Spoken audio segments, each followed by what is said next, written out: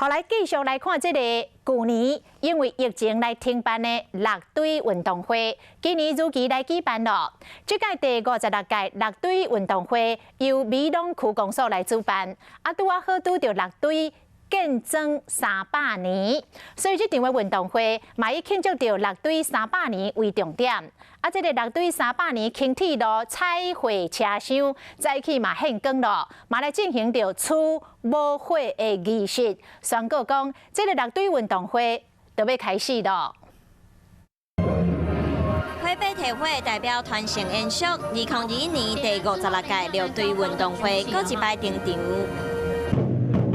互人感觉真兴奋，就拿每一场运动比赛充满活力和速度感。去年因为疫情停办的乐队运动会，今年轮到美浓区公所主办，拄好拄到乐队建增300年，这场运动会就以欢庆乐队300来做主题。为了要让自己的六队的精神、团体的精神、忠义的精神能够延续下去，所以民国37年的时候，我们就用六队运动会的方式。轻轨车厢外口的彩绘图有乐队文化、客家风情，阁有运动比赛的项目。太湖山脚下嘅客家人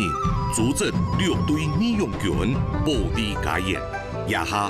乐队已经变作南台湾客家文化嘅新光点。有大武山卡小奥运之称的乐队运动会，是南台湾上有特色的客庄传统竞赛。区公所嘛欢迎大家做伙来参加，体验美浓特殊的文化气氛。